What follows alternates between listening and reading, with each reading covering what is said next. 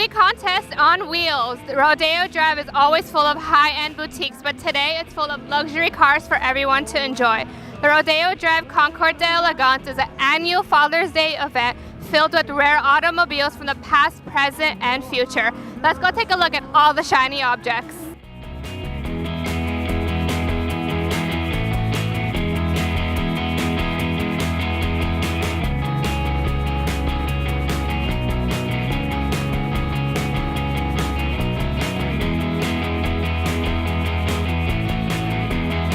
Used in the film An American in Paris, starring Gene Kelly. So Gene Kelly actually rode in the back seat of this automobile. It was acquired by Mr. Mullen in approximately 1988 and restored. It was judged 100 points in a CCA competition, and it's been a part of the Mullen Automotive Museum collection ever since. Well, it's an 8-cylinder automobile. It's bodied by Chevron in France. It is a convertible car. The top goes back to expose the front seats and also goes all the way down, so the car can be completely open. Well, other than gallons and gallons of wax and polish, these cars don't get driven a lot. They are shared at a lot of various events, such as this event we're at today in Beverly Hills, but they don't get a lot of mileage put on them. So maintenance is actually pretty easy.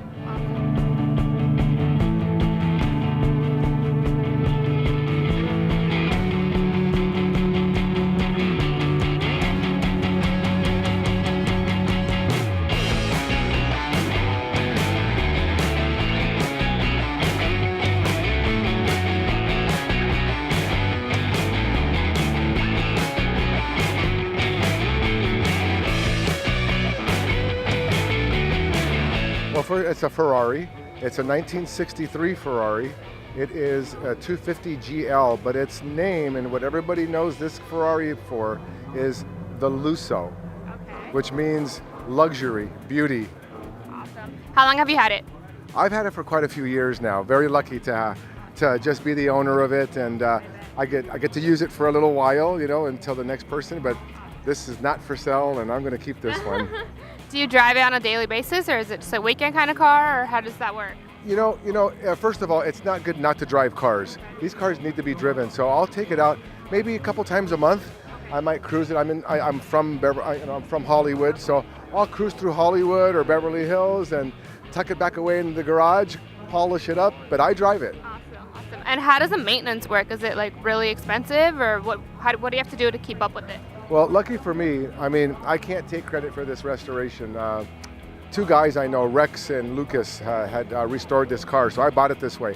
So I literally bought a brand new 1963 car that's been restored to the utmost specifics and specs, and it's so you put gas in it and you run it, and they drive well, and they're very dependable. What are some of your favorite features about the car? Anything specific that you want to talk about? I think my favorite feature about the car is the looks. When Pininfarina, who designed the car with Ferrari, they wanted to design a car that was the most beautiful street car. So I think the luxury of this car, and also, you know, I was lucky enough today, they thought the car was the most stylish, so I got a little award. I got an award today. I was very happy, and it was for most stylish. So I think that's my favorite part of it, is the beauty of the lines and the body work of it.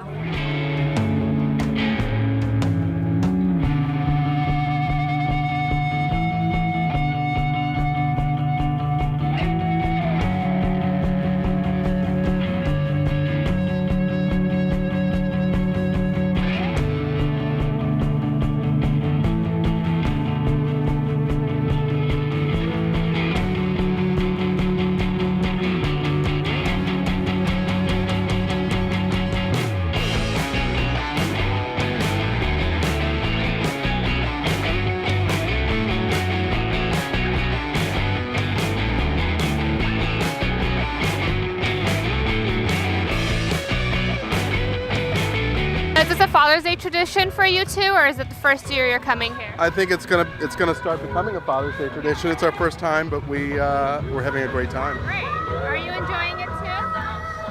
Yeah. Yeah. What's your favorite part? I don't know. Do you like all the shiny cars? Yeah. We planned to do it. We thought it'd be nice, and the weather was perfect today, so we decided to come out and see all the cool cars.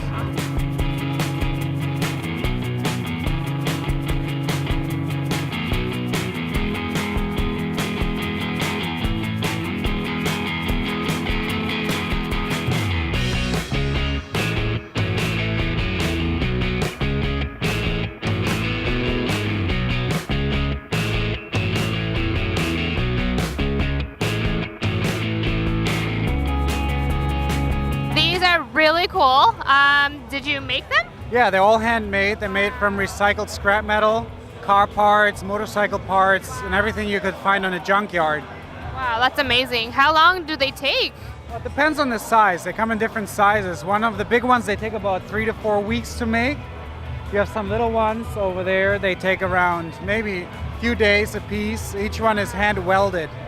Wow, that's awesome. Do you do it by yourself or you have somebody else that does it with you? I have a team of welders. They work with me. I do the creative part and they weld it for me. Awesome. Do you guys have, I'm sure you guys have some other ones that aren't here. What else do you have? Yeah, we have all kinds of movie characters. We make fine art pieces, and it's all available at scrapsculptures.com.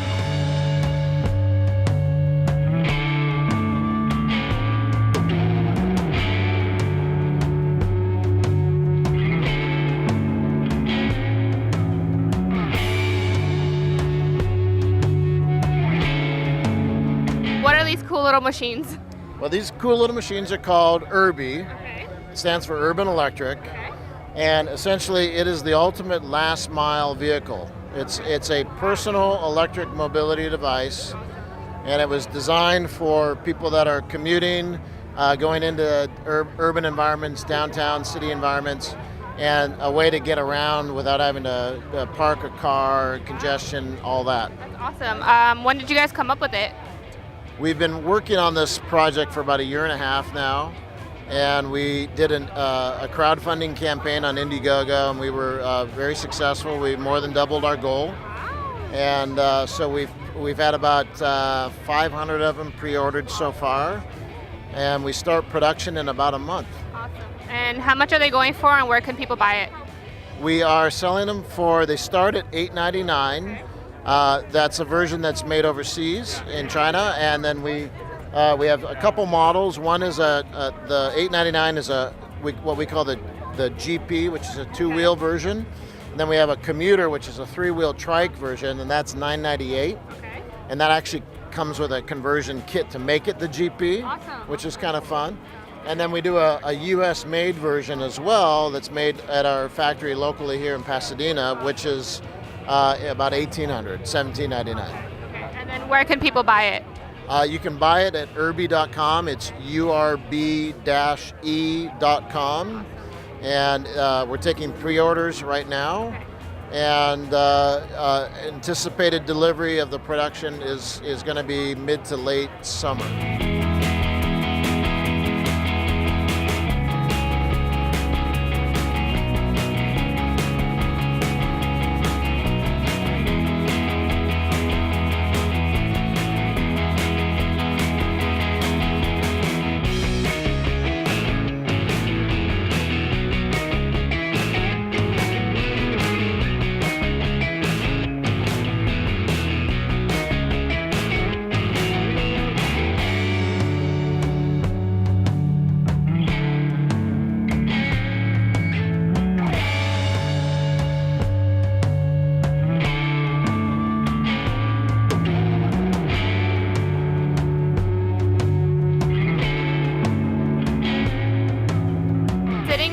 Entourage car. Tell me how that became to be. Well, you know, sometimes coincidences happen. I was having the car repaired one day in Los Angeles, and Entourage was filming across the street of the repair shop. And ironically, they had a car originally that was identical, but they were having problems with the owners always bringing it to the studio and complaining that there were problems, scratches, things like that, and they couldn't handle it. So they happened to come out of filming and saw this black Lincoln across the street at the repair shop. Couldn't believe it. They ran over, they asked who belongs to this car, and the guy put them in touch with me. They asked me if I want to be in show business. I thought about it for about 8 seconds and said, yeah, that works.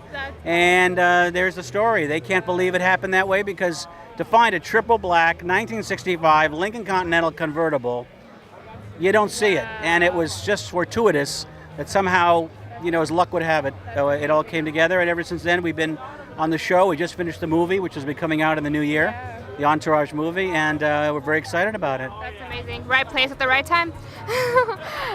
Do people stop you on the streets or anything? Do they recognize the car at all? Well, the car now has become an icon. Okay. It's known everywhere. I've got people here all day long from all around the world, Australia, Hong Kong, who know the show, watch the show, they know the car. And of course, you got two ends. You've got one end where some people remember from the Kennedy assassination, and then you have the other side of the coin, which is the Entourage, from being famous for Entourage. So I get a lot of thumbs up when I'm driving. Awesome. Are you ever on set whenever they're using the car, or do they just come take it and then bring it back, or how does that all work? Well, they offered to come pick up the car on a trailer and take it back, but I said I'll come with the car. There have been a few times where they picked me up, took me to the office, and they used the car for the day. But usually I'm with the car. I will say it's a very professional company that watches over the car, and I got to give them a lot of credit because they really do watch it and don't treat it like a prop. So as a token of thanks, when the show ended, the series, the stars agreed to sign my car. So I had them sign the glove compartment. We have Adrian Grenier, Jeremy Piven, Kevin Connolly, Jerry Ferrara, and so they've all signed the, and Kevin Dillon, Kevin Dillon, and they all signed the car, the glove compartment, so it's official that it's the Entourage car.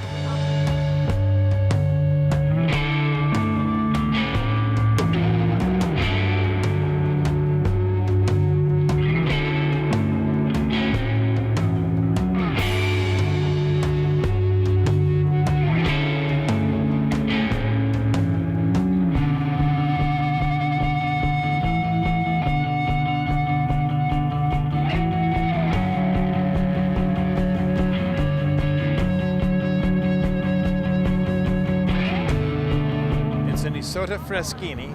It's called the Flying Star. It's 1930, 7.5 liters, straight 8 pushrod engine. And you were saying it's part of a car collection?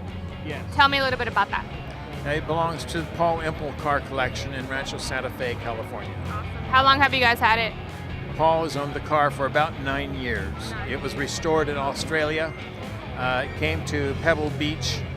It won second in class in the rebody class. And it was taken back to my shop in San Diego to prepare it for shipment back to Australia. Wow. Paul saw it in my shop and said if the car is ever for sale that he wants to buy it. When it came for sale, I contacted Paul. He went to Australia and bought the car. Awesome. Wow, that sounds good. And you're saying you're still the mechanic for the car, obviously, right?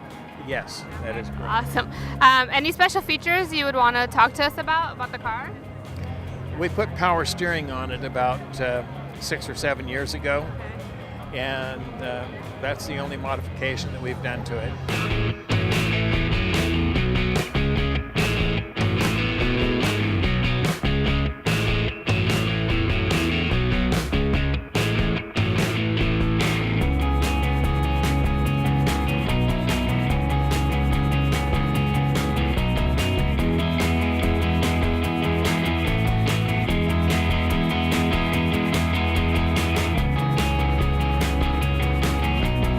The Di Tommaso Sport 5000. It's one of one. It was built in 1965. Carroll Shelby and Pete Brock were the people behind it for Alejandro Di Tommaso.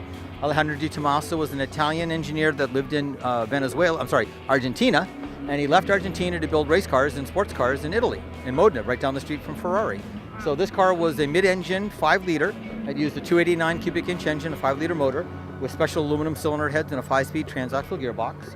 It was going to be one of 50. In the end, it became only one of one ever built. Wow. And it's never been restored. All original paint, original interior. Wow. It was retained by Alejandro Di Tommaso until he died in 2004. And then the next year, his family sold it, went to a dealer in Belgium. And then it came to the States just recently. And then I got it from that gentleman as on consignment.